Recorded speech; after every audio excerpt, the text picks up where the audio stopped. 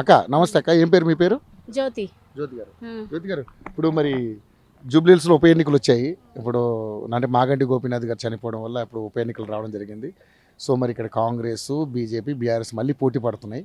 మరి ఏంటి ఏంటి మీకు ఇక్కడ సమస్యలు ఏమున్నాయి, డెవలప్మెంట్ ఏం జరిగింది, ఇప్పుడు ఎవరిని గెలిపించే అవకాశం ఉంది? మాకు డెవలప్మెంట్ ఏం జరగలేదు. ఎవరు గెలిచినా జరగలేదు, నిజం చెప్తున్నా. కాంగ్రెస్ గెలిచినా అంతే ఉంది మా పరిస్థితి, టీఆర్ఎస్ గెలిచినా అంతే ఉంది. 10 సంవత్సరాలు టీఆర్ఎస్ గెలిచింది, ఎవరేం చేయలే. ఎప్పుడు కాంగ్రెస్ ఉన్నప్పుడైనా టీఆర్ఎస్ ఉన్నప్పుడైనా దాని నాగేంద్రే వచ్చిండు ఎన్నిక. ఎప్పుడైనా 100 సార్లు తీసుకొచ్చి మాకు ఈ రోడ్డు కాలువ పోతుంది అపోలో కాడ నుంచి, ఇది ఈ రోడ్డు కాలువ లేదు మాకు, నడవనికి పిల్లలు 2-3 పడ్డారు. రోడే లేదు అసలు. అది మేము మట్టి పోసుకున్నాము. దానం నాగేందర్ని, నరసింహరావు అన్న కార్పొరేటర్ అని నరసింహరావు అందరినీ తీసుకొచ్చి చూపించినాం. అన్న మా పరిస్థితి ఇది అని చూపించడం, చూస్తే ఎవరు పట్టించుకోలేదు. మేమే ఆడవాళ్ళం అంతా కలిసి, మాకు పిల్లలు పడుతుండ్రు, 2-3 పిల్లలు పడ్డారు అందులోకి కాలువలని, అందరం ఆడవాళ్ళం కలిసి మట్టి పోసుకున్నాం. మేమే మోసుకున్నాం, మేమే పోసుకున్నాం రోడ్డు. ఆ మట్టి రోడ్ అట్లనే ఉంది, ఇప్పటికీ డ్రైనేజీ నిండిపోతుంది. 2-3 సార్లు కంప్లైంట్ ఇచ్చి వచ్చినాం, ఎవ్వరు పట్టించుకోలేదండి. నిజం చెప్తున్నా. ఎలక్షన్లు అడగడానికి వస్తారు. పోయినసారి అప్పుడు మొన్న ఎలక్షన్లు అయినప్పుడు ఇక్కడ బతుకమ్మ మీటింగ్ అని పెట్టిండ్రు, బతుకమ్మ చీరలు ఇచ్చిండ్రు.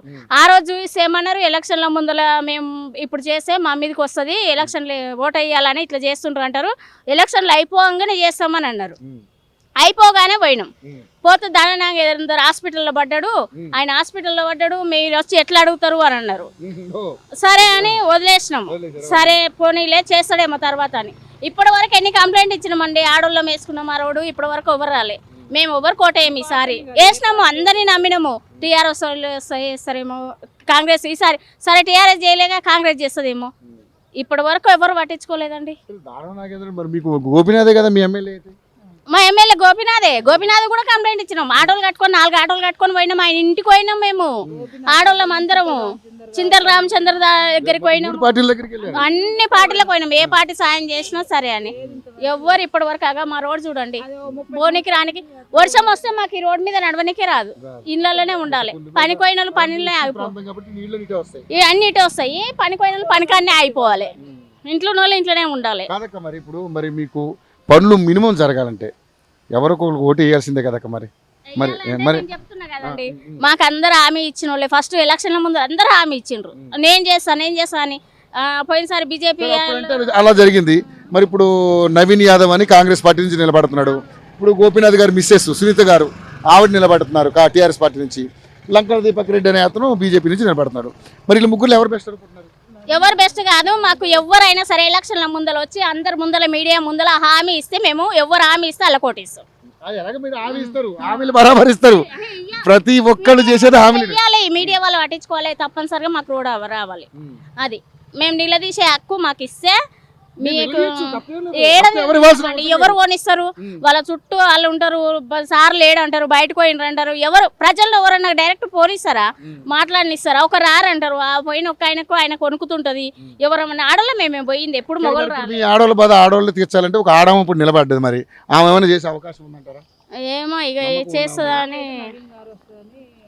ఆయన వస్తే కొంచెం చేస్తాడేమో అని అనుకుంటున్నాం. ఇక నవీన్ మాకు మా బస్సులో అందరం కలిసి వెళ్ళి అడుగుదాము చేపియమని అని అన్నారు. ఇక ఏమో ఆయన వచ్చినాక ఇక ఆయన పరిస్థితి వాటర్ గురించి వాటి గురించి ఆయన కొంచెం మాకు హెల్పింగ్ చేసిండు. అతను వస్తాడనే కొంచెం అనుకుంటున్నాం మేము. మ్యాక్సిమం 99% తనే వస్తాడేమో చాలా వరకు. సో మరి మరి అంతకుముందు గోపీనాథ్ గారు ఏం చేయలేదా మీకు డెవలప్మెంట్? చేయలేదా అంటే మాకున్న సమస్య తీరితే మాకు చేసినట్టు అనిపిస్తుంది కదా. ఇప్పుడు ఎక్కడో చేస్తే మాకు చేసినట్టు అనిపించదు కదా. ఇది ఒకరోజు సమస్య కాదు, ఇప్పుడు ఒక 20-30 సంవత్సరాల నుంచి ఉన్నది. అంతకుముందు అసలు అట్నుంచి నడవనీకి లేదు. ఆడవాళ్ళు అందరం కలిసి మట్టి పోసుకున్నాం. సరే మామూలుగా నడవనీకైనా వెళ్తుందని సీసీ రోడ్డు శాంక్షన్ అయిందన్నారు. ఇంతవరకు ఆ శాంక్షన్ అయింది దాని గురించే లేదు, ఒకళ్ళు వచ్చి చూసేది లేదు. పైప్ లైన్లు అడుక్కుపడ్డాయి. ఆల్రెడీ పైప్ లైన్లు కూడా మేమే వేసుకున్నాము, అందరం తలా కొన్ని వేసుకొని. అవి కూడా రోడ్డు హైట్ కావటం వల్ల డ్రైనేజ్ మొత్తం కిందికి అయ్యి వారానికి ఒక్కసారైనా జామ్ అవుతుంది. మళ్ళీ జిహెచ్ఎంసీలో పిలిపించి చేస్తాం మేము, ఏదైనా సొంతంగా చేయించుకుంటాం, అమౌంట్ ఇచ్చి చేయించుకుంటాం. ఇన్ని ఉన్నాయి. ఆ రోడ్డు ఒకటే కొంచెం నీట్గా అయితే బాగుండే. ఇది ఒకటి, ఇది అపోలో కాంచి పైనుంచి వాటర్ వస్తాయి. ఇది మాకు గల్లీకో ఇది ఓకే. ఆ, అది ఆ డ్రైనేజీ ఇది తీయకపోవడం వల్ల అది ఏమైతుందంటే ఎదురుపోతున్నాయి వాటర్ అటువైపు గల్లీలోకి అట్లా. ఇది అసలు మెయిన్ ఏంటంటే దీని మీద అందరూ బిల్లలు వేసుకొని మూసేసేసరికి అది క్లోజ్ చేసేసరికి కొక్లేని అది ఏం పెట్టి తీయైతే కావట్లేదు కదా, వెనక్కి వస్తుంది అన్ని జామ్ అయ్యి. వర్షం వచ్చిన రోజు అసలు ఈ ఏరియాలో అసలు నిలబడేది ఇంత లోతుకు వస్తాయి. ఆటో కార్ కూడా మునుగుతాయి అట్లా వస్తాయి. పడ్డ వర్షాలకైతే మునిగే ఉంటుంది అంత నాకు తెలిసి. ఈ నీళ్లు మళ్ళీ అటు రివర్స్ వస్తాయి, కాలువల నీళ్లు కూడా రివర్స్ వస్తాయి. సో మొత్తానికైతే మరి అంటే ఇప్పుడు నేనేమంటానంటే ఇప్పుడు మామూలుగా అయితే మీరు ఇదివరకు తిరిగిన వాళ్ళందరూ తిరిగారు, మీ దగ్గరకు వచ్చారు.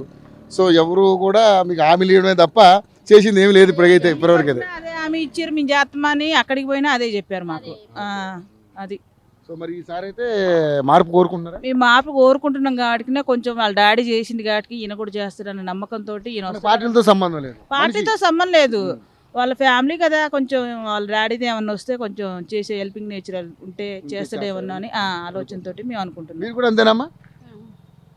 అంతే. థ్యాంక్ యూ అమ్మా, థ్యాంక్ యూ సో మచ్.